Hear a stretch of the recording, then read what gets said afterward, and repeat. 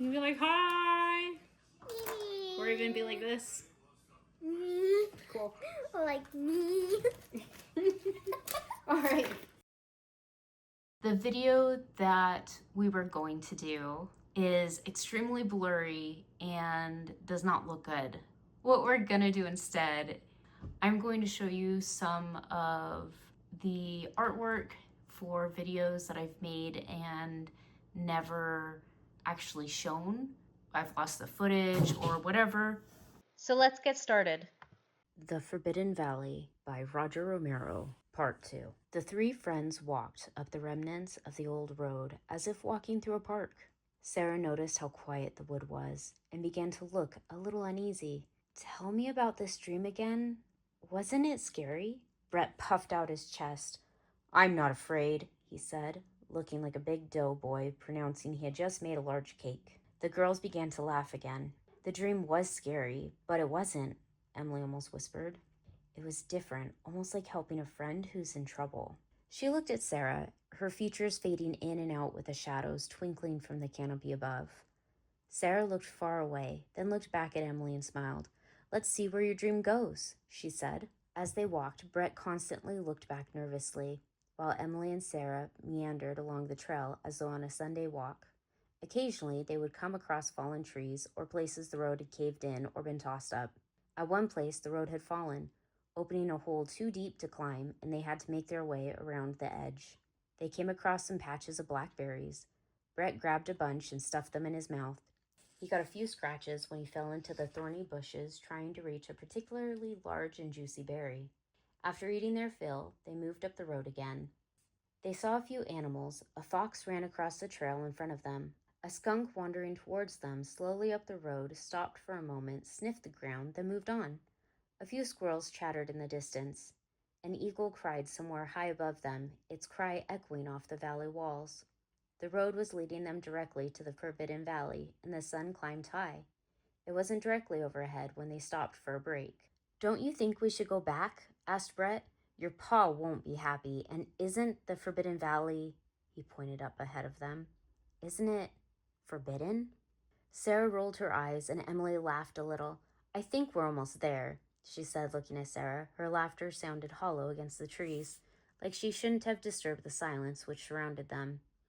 Sarah looked a little worried. Yes, I once saw the city in the Forbidden Valley, the city of the dead, when I was very young. My mother took me near here and told me the story of the fallen orc. Brett pulled out a few of the tomatoes and offered them to the girls, but they didn't take them. He took a bite and with a full mouth said, I haven't heard the story, but my mom would try and scare me by telling me the fallen orc would get me if I went into the woods. He half smiled, a worried look on his face. His eyes looked bigger than normal as he looked around. Sarah smiled back. We have time for a short story, she said. My mother told me the story, which her father told her, which his grandmother told him. Remember it. Many orc tales began this way. It was a tradition dating back many generations. Brett sat back and closed his eyes. Many, many years ago, there was a great city. The city had both orcs and humans. It was very prosperous. As time went by, the city divided into classes with an upper class and a working class, but they still lived in harmony. One orc rose in popularity, but he was from a poor family and had a dislike of humans. This orc, known as the Fallen Orc, went into the woods for a long time.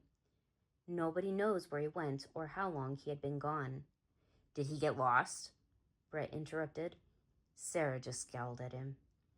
Sorry, go on, he said quietly. She continued.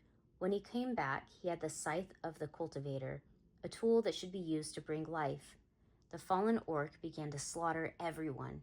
His bloodlust was so great that he killed any human he found, and any orc that got in his way. Some were able to flee in the surrounding woods, but almost all were killed. The king of the land, when he heard this, called out his elite guard and his best hunters and trackers to find the fallen orc. When they found him, many of them were slain or injured, but they finally overcame him. They took him back to the great city, and there they burned him at the stake. The valley is forbidden because the fallen orc still roams the city. The scythe was never found. As her last words fell away, the silence seemed to grow, almost as if the animals in surrounding wood had stopped to listen. A squirrel chattered in a nearby tree, which made them all jump. The girls both laughed, Emily grabbing her heart. Brett sat wide-eyed, as if he'd seen a ghost. Maybe we should head back. My mom did say don't go into the woods. Although he spoke quietly, his voice seemed to echo off the silent trees.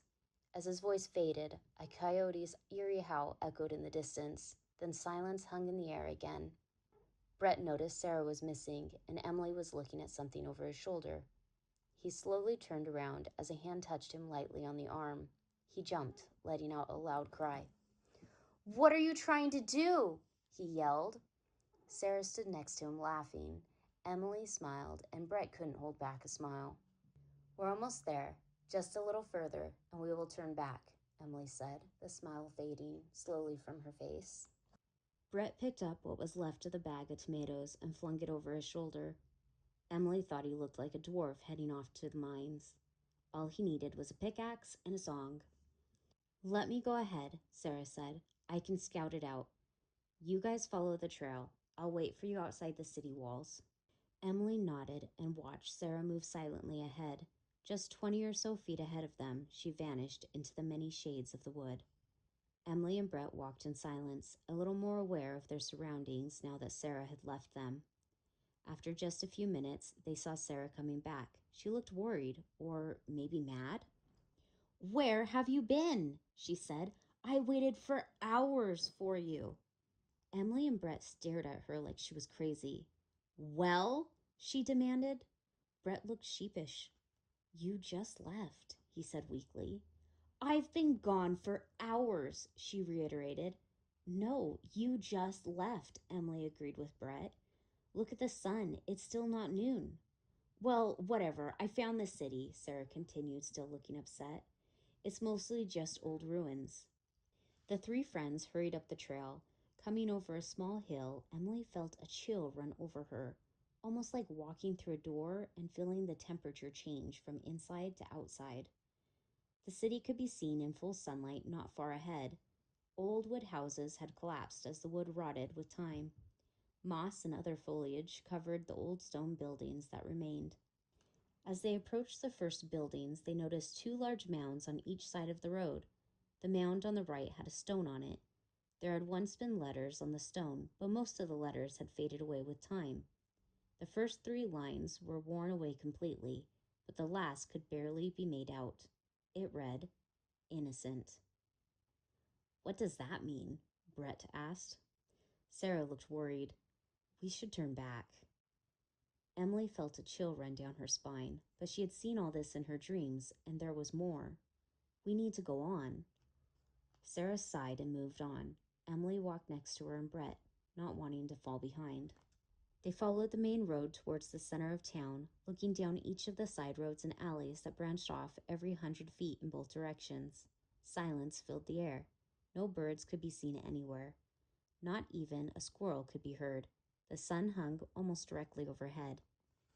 Emily recognized images almost everywhere she looked. Every crack running down the stone walls, or each vine climbing the barren rocks. Each image a still shot from her dreams. A small clinking could be heard just ahead. The empty street walls gave way to a large open courtyard. In the center of the open courtyard stood a single pool, the pool from her dreams, with burn marks reaching up from the ground.